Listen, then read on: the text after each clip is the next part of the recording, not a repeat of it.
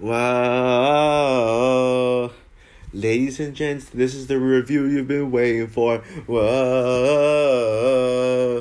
Of an underrated musical masterpiece. Whoa. That's one of the best movies of 2017. Whoa. That stars someone from the best movie of that year.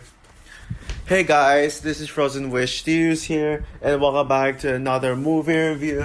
And today I am going to be doing a review on The Greatest Showman. So, The Greatest Showman came out in the year 2017 and is directed by Michael Gracie, and it stars Hugh Jackman, Zac Efron, Michelle Williams, Rebecca Ferguson, Zendaya, Kiala Settle, Yaya Abdul-Mateen II, Natasha Liu Bordizzo. I did not know Sabine from a show was in this film. Paul Sparks, Sam Humphrey, Austin Johnson, Cameron Seeley, Eric Anderson, etc. And so the film tells a story. It tells a true story of how American showman P.T. Barnum founded the circus. He is actually just he is a poor boy wanting to give the life that his love charity deserves. When he grew up as a poor boy, just desperately wanting to become rich, go from poor to rich, while Charity grew up in boarding school. As P.T. Barnum raises a family, he gets this opportunity to open up a new business that can entertain people from around the world. Just after inventing something that his daughters came up with, inventing something which led the daughters to come up with an idea. And also this is all after PT's company has shut down. At first PT invents a museum, but the girls don't like it. So PT constantly comes up with like many different ideas and all of those ideas lead to a circus. A circus where a bunch of unique and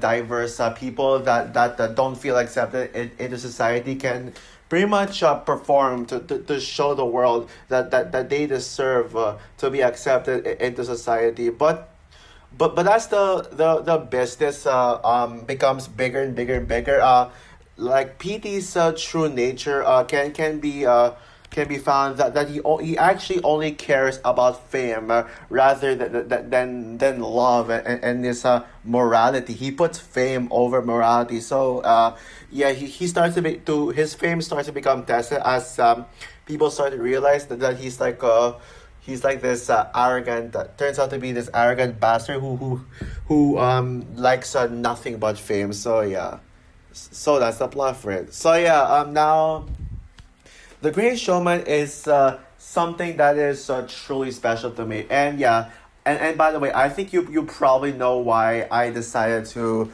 review The Great Showman. Because of this is the greatest show. When it was because of The Greatest Show being referenced in Deadpool Wolverine. That scene where like they smash the radio. That made me want to rewatch this film. And this is a film that is truly special to me. And it goes way back when I saw it in theaters back in 2018. Yes, not 2017, but 2018. Like, I think March of 2018, something like that. But I actually remember seeing Black Panther first before this one. So there's that. This film is back before this film came out, I didn't really have an interest in true stories and biopics. I thought that they seemed very dull and uninteresting to me. I watched a few of them, but could not. But I felt bored with them and couldn't get into them. So I mean, take note at the time. I mean, I've been a film buff for years, but at the time I wasn't really a cinephile because I couldn't really get into various types of cinephile films. I always end up finding them to be extremely overrated and not my cup of tea. It made me just all the more disinterested with biopics.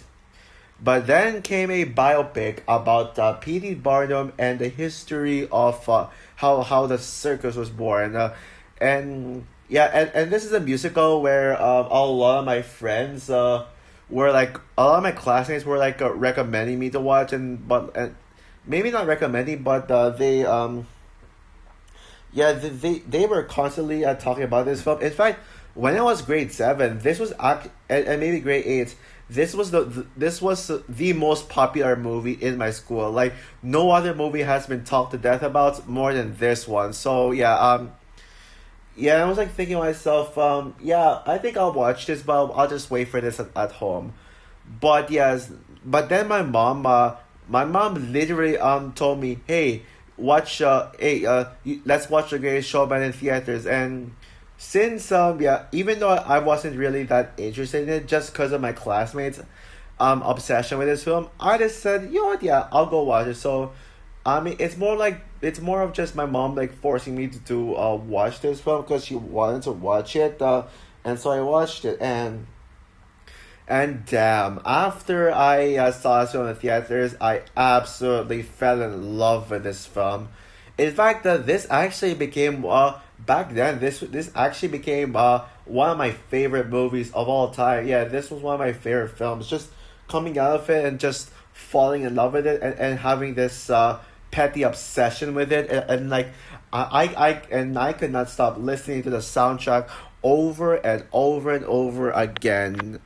Yeah, that's how special it was to me, and I also kept on rewatching and rewatching this film over and over again. Yeah, it kind of reminded me, it kind of brought me back to my childhood days where I would like constantly rewatch the same movie over and over again, like, and specifically some of my favorite films. And if it's not my favorite film, that I watch once, I don't rewatch it. But and The Great Showman, it kind of gave me that feeling of, oh, it's this movie is so good that I just wanted to relive it again, that I just want to rewatch it again. So yeah, and now after this song is referenced in the Deadpool Wolverine, I got this opportunity to rewatch it again. Oh yeah, also one thing I should add as well. Yeah, this movie gets mentioned and referenced so many times in both America's Got Talent and Britain's Got Talent. Specifically Britain's Got Talent, that you'll always hear like people singing and yeah. So yeah. Now that I've rewatched this film, what do I think of it? Or, well, you already know I love this film, but the question is, does this movie hold up? Abso-freaking-lutely. This movie fucking holds up. It is absolutely incredible. And yeah, without this film, and by the way, I also forgot to mention about my experience. This film made me fall in love with biopics, so much so that it made me want to rewatch more biopics. My love for this film is actually the reason why I ended up watching Bohemian Rhapsody in theaters. Otherwise, I wouldn't have cared about it. So yeah, that's how much this film really impacted me. But yeah, this film absolutely holds up well. Yeah, 2017 is Hugh Jackman's best year period. Sure, 2000, sure, yes, Deadpool Wolverine is Hugh Jackman's best movie, no doubt about it, but like, what if you notice in recent years, like lately, Hugh Jackman hasn't really had hasn't been starring in a lot of films lately. He's been starring in less films, like in recent years, and this is like Hugh Jackman's only film. And normally actors would like, star in two movies a year. One of them is like great, and then the other ends up being a massive letdown. But what makes 2017 Hugh Jackman's best films is that my two favorite movies of the year star Hugh Jackman. Yeah, my number one favorite film of that year is Logan. Everyone knows that Logan is my favorite movie of 2017. That movie is a masterpiece. It is an absolute work of art and one of my favorite superhero films of all time. Heck, I just talked about Logan in my previous video, specifically in my X-Men video, where I ranked it as my number one favorite you know X-Men movie, not counting Deadpool Wolverine. And my second favorite film of 2017 is another film that stars Hugh Jackman, the which is this yeah, it is one of my absolute favorite. It is one of my absolute favorite movie musicals of all time period. And this movie is damn underrated. I will never, and I repeat, never understand why the critics are so harsh in this film. I think at this point I may do I am actually considering doing a top 10 Rotten Tomatoes scores I disagree with. Yeah, I am certainly planning to make that list of movies I hate that the critics love, and movies I love that critics hate, especially with the latter, because there's a lot of the movies I love but the critics don't feel the same way. Yeah, and yeah, I remember back when this movie came out, general audiences were raving the hell out of this. They were loving this movie, and they literally were mocking and attacking the critics for not liking this film. And I get why, because Rotten Tomatoes deserves that. Yeah, these people were like bashing Rotten Tomatoes in the face. Yeah, and we're even advocating them to shut down. And yes, I honestly would love Rotten Tomatoes shut down, but let's see if they can give another film I'm passionate about a Rotten score, like just like Wish. But yeah, but yeah, honestly, yeah, Wish getting a 47% Rotten Tomatoes made me wish the studio wish the site shut down. But I don't think you can do that anyways. But yeah, over time, people started to look back at this film and realize, damn, this movie did not actually age well, and the critics were right. This is actually not a good movie. It's not well made at all. It's actually poorly written, and I think I only liked it because of the songs. But yeah, the songs are great, but actually it doesn't make a good movie. This movie's a mess. Yeah, that's what I've been hearing lately. Yeah, and it really sucks that this went from a divisive film to like a more negatively received film. So like now this movie has less fans, and I'm certainly in the minority. But yeah, I had this impression when I saw the film for the first time, and even my parents felt the same way too. But this feels like a Broadway musical disguised as a movie. It felt like this movie felt like people who have never seen a Broadway musical in their life because they cannot afford it. It felt like they cannot afford it, so they watch this movie. Watching this movie for those people who can't afford Broadway musicals. I mean, it felt like they actually got a chance to watch a Broadway musical. So there's that. Yeah, it really feels like an experience for those kinds of people, and even me as someone who's seen Broadway musicals. I even saw one less than a year ago with Hamilton. If you guys saw my vlog, yeah, it truly feels that way. Like this, yeah, this is one of the most magical, dazzling, charming, and heartwarming films I've ever seen. Sure, not one of my favorite films of all time, but arguably top 50. I gotta say, yeah, it's that good. Yeah, and I'm just shocked by how much I absolutely love this film, because I went into this film thinking, it's just gonna be another Oscar bait film that's gonna feel like a chore to sit through. But no, what this movie actually is a masterpiece, just a flawless masterpiece, and this is actually one of my mom's favorite films of all time, and I can totally see why. Yeah, of course, we can all agree that the songs are the best aspect of the films. And I mean, the fact that this has one of the greatest soundtracks ever put to film. It is right up there with Frozen 2, Wish, and The Lion King, and maybe and arguably La La Land as some of the greatest soundtracks of all time. Period. And speaking of which, this movie is just as good as La La Land. Yeah, there was never a single dull and forgettable song. Every single song is just so memorable and so powerful. Yeah, the Greatest Show would now be my favorite Greatest Showman song. Now it would be yeah, for the longest time, Rewrite the Stars was my favorite song for this film. And I still do love Rewrite the Stars. I still consider it as one of my favorite Greatest Showman songs. But now, now, yeah, the Greatest Show is my favorite. Yeah, what an electrifying song that was. Heck, I even now prefer Never Enough over Rewrite the Stars. I mean, damn, Never Enough is it's so powerful.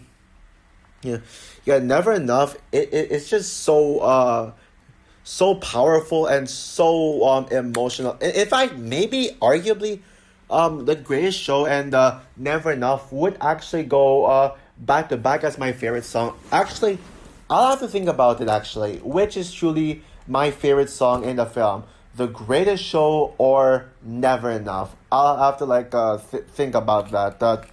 And then you also got, of course, Rewrite the Stars, which I just mentioned, A Million Dreams, and This Is Me are also right up there. And honestly, guys, I honestly personally think that This Is Me should have won Best Original Song at the Oscars over Remember Me from Coco. Sure, Remember Me is an awesome song, but at least Coco had his chance to win the Oscars. I mean, give Greatest Showman a chance. Well, at least Greatest Showman got a chance to win Best Original Song.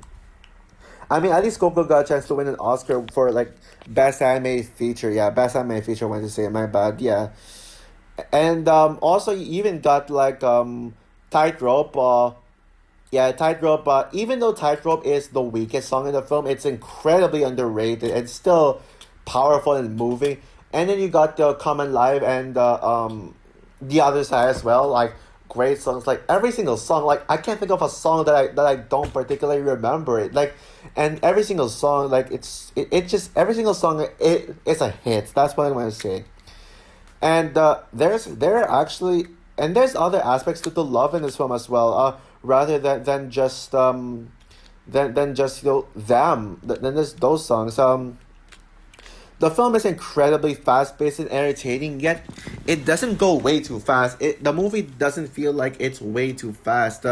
It was engaging from start to finish. There was not a single slow, dull, or boring scene at all throughout. And I also love I also want the performances as well. Yeah, wait, how do I say this? I also love the performances as well. Hugh Jackman, Hugh Jackman, Zac Efron, Michelle Williams, all great, great performances. But the two standouts for me, my two favorite, my two favorite performances in this film are Rebecca Ferguson and Zendaya. Those are the two standouts in my opinion. Yeah. And yeah, I'll have to think about who I really think is my oh wait, yeah. Actually, I do have an answer. Yeah. I mean, Zendaya is amazing in this film. Zendaya is awesome in this film, and she was very stunning, especially with that pink hair. She was even more stunning when she took off her pink wig. And Zendaya was great. Sure, it's not one of my favorite Zendaya roles. Not as good as Chani from. Not as good as Chani from Dune Part 2, which I think is probably her best role, and also Chani from Dune Part 2, MJ from the Spider-Man films. Well, Far From Home and No Way Home to be particular, and Challengers. There are better Zendaya roles than this, but Chani is still. But Zendaya in this film is still awesome, and Anne Wheeler is great. But the real standout of this film, in my opinion, has to be Rebecca Ferguson's Jenny Lynn. Yeah, my favorite character in the film.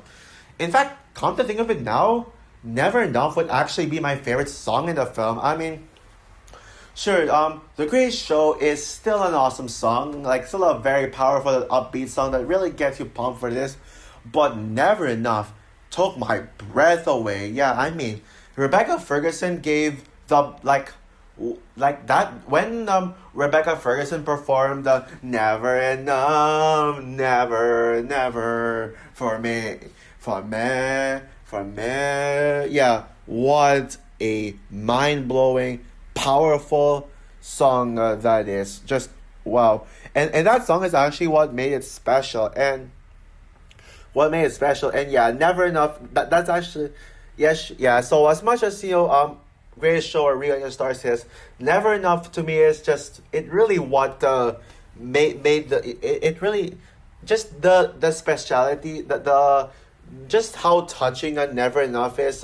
That's actually what makes this my favorite, my personal favorite song in the film. Yeah, and yeah, and I know the story aspect. The story is why the movie wasn't well received, or rather, the people who like this film would still say something bad about the story. Would say that oh, the story is actually not very good. But actually, I defend the story. I think even the story is good, is great as well. I acknowledge it's historically inaccurate, but I mean, do I care? I mean, Gladiator is historically inaccurate. Dunkirk is historically inaccurate, but you don't see me bitching about those films, right? Right? You don't see me criticizing them.